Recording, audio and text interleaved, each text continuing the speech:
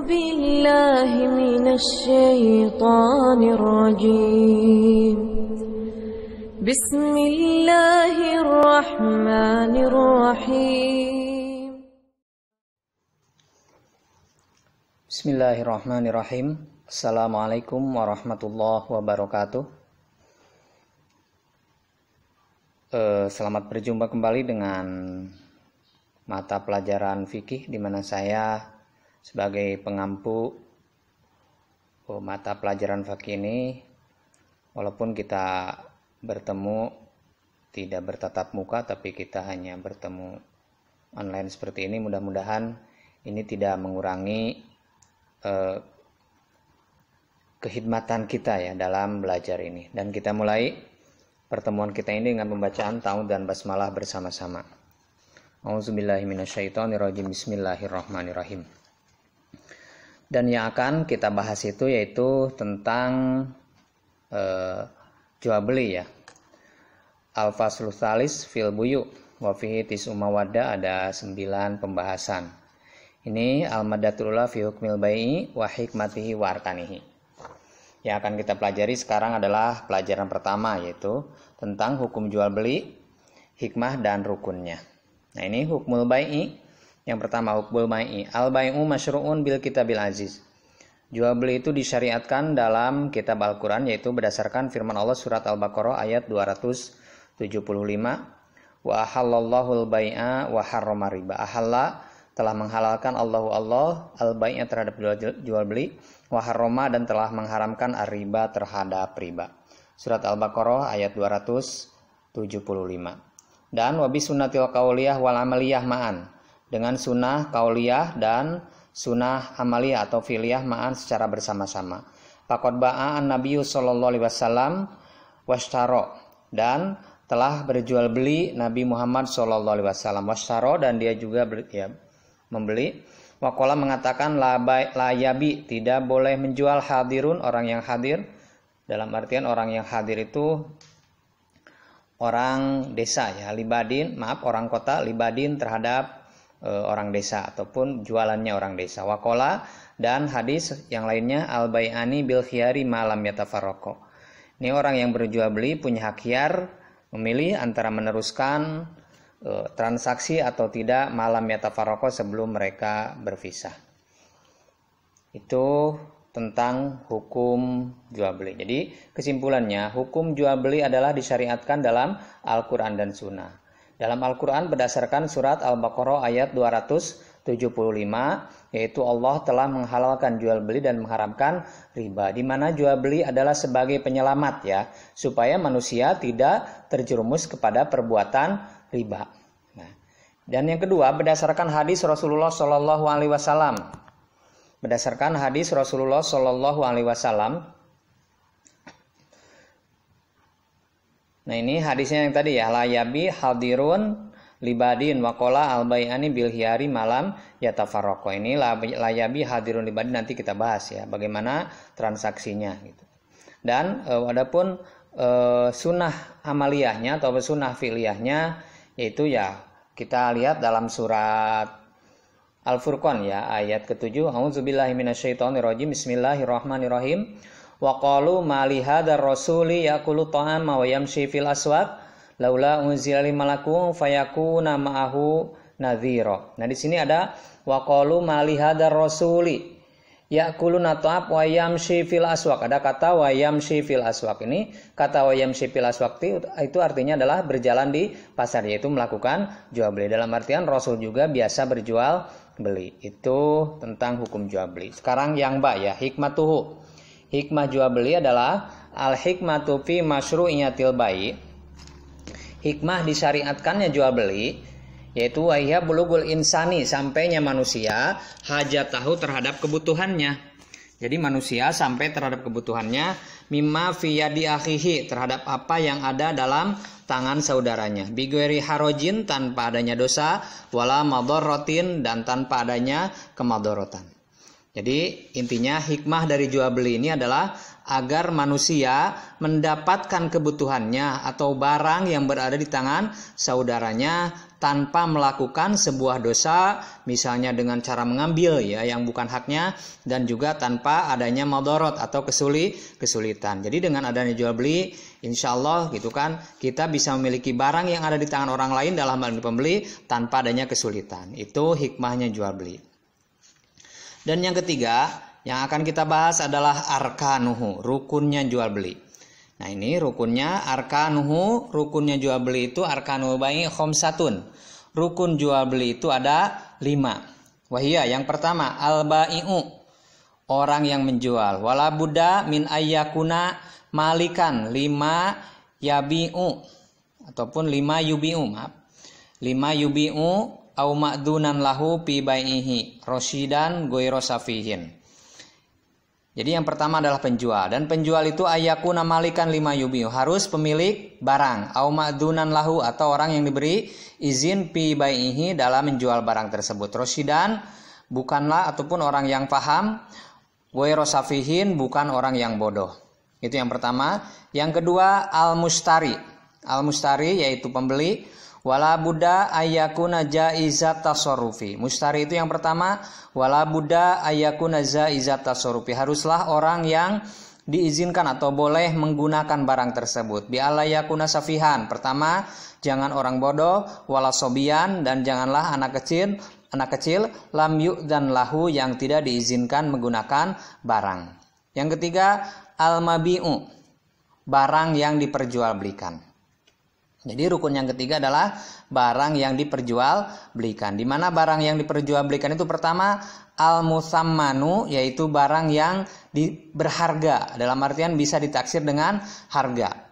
Wala budda min ayyakuna mubahan, harus barang yang mubah, yang boleh diperjualbelikan. Tohiron, barang yang suci. Makduron,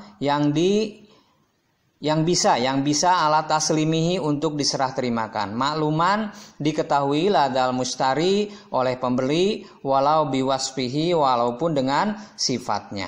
Yang keempat, sigotul akdi, adanya akad ya. Adanya akad, sigot itu bahasa ya. Wahia al ijabu wal qabulu, yaitu akad itu terdiri dari ijab dan qabul. Ada 2, bil qauli. 1, ijab qabulnya itu boleh bil qauli. Nahu, yaitu seperti bi'ni kada, jualah kepadaku sesuatu, fayakulu, maka mengatakan al-bai'u, orang yang menjual, bi'tuka, aku menjual kepadamu.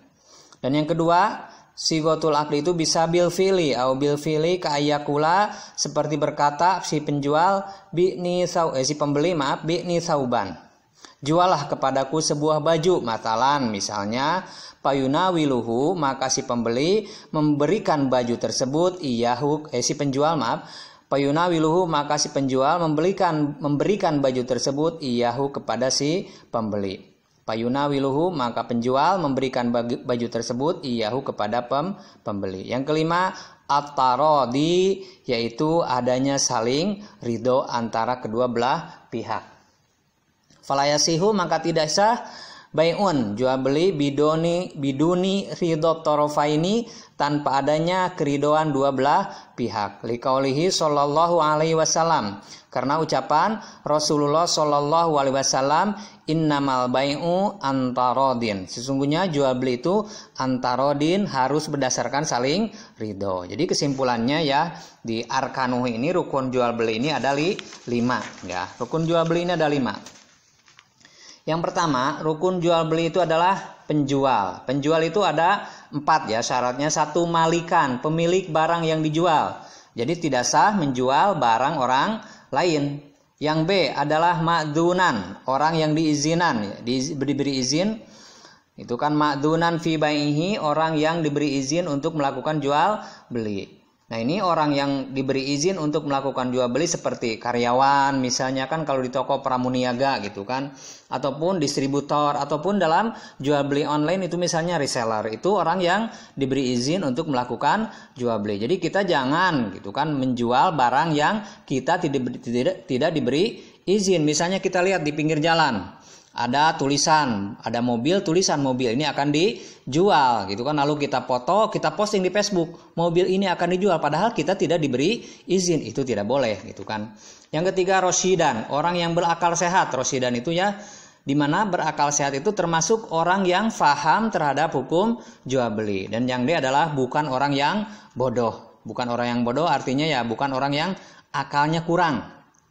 Itu jangan orang yang akalnya kurang yang mudah ditipu oleh orang lain. Dan yang kedua, syarat jual beli itu adalah rukun jual beli itu adalah pembeli.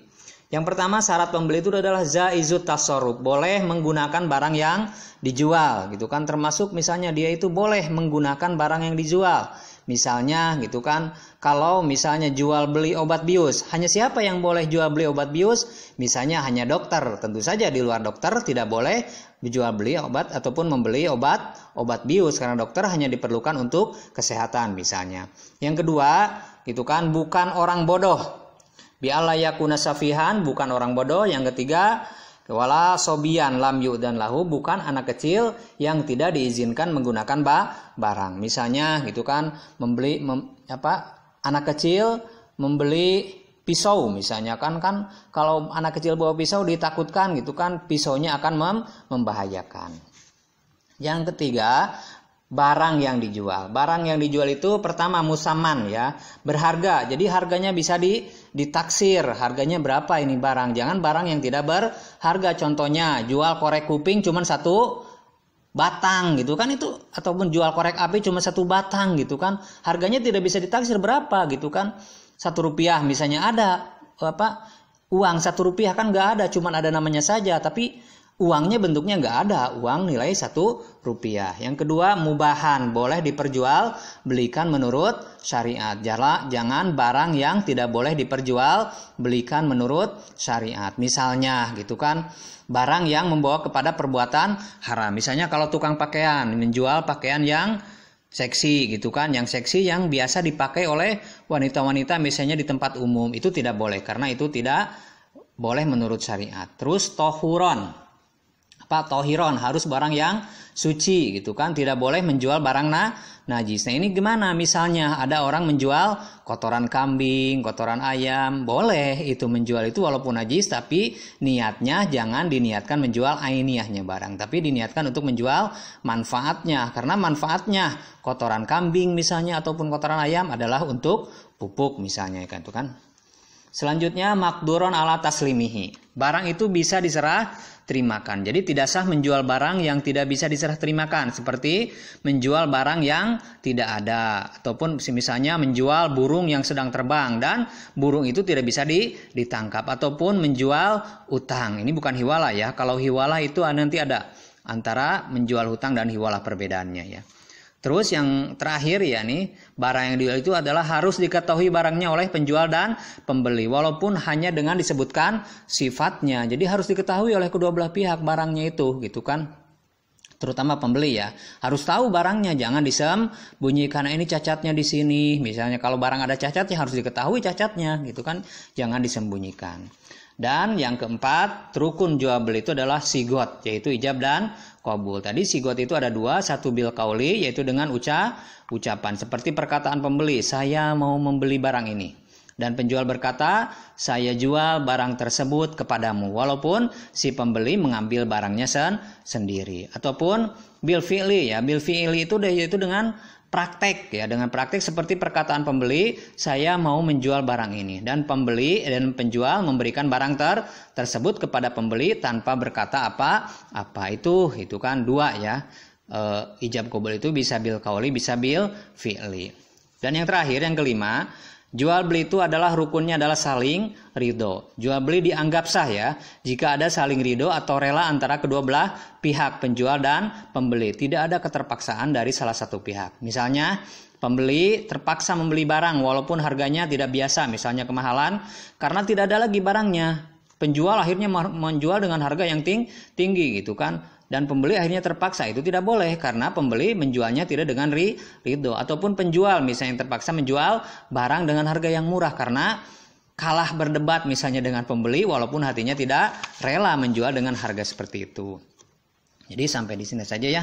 Jadi kesimpulannya dalam hal ini, dalam pembahasan kali ini kita telah membahas tentang hukum jual beli, hikmahnya dan rukun-rukun jual beli. Apabila ada sesuatu yang kurang jelas gitu kan, silahkan kalian tanyakan, terutama ya anak-anak Banat, karena saya mengajar di Banat kelas 11 ini, ke email saya muslimtasdik@gmail.com ya. Sekali lagi muslimtasdik@gmail.com. Demikian ya. Terima kasih. Kita tutup majelis ini dengan pembacaan doa kafarat majlis dan hamdalah bersama-sama. Subhanakallahumma wa bihamdika asyhadu an la ilaha illa anta astaghfiruka minan nubi wa atubu ilaik. Walhamdulillahirabbil alamin. Wassalamualaikum.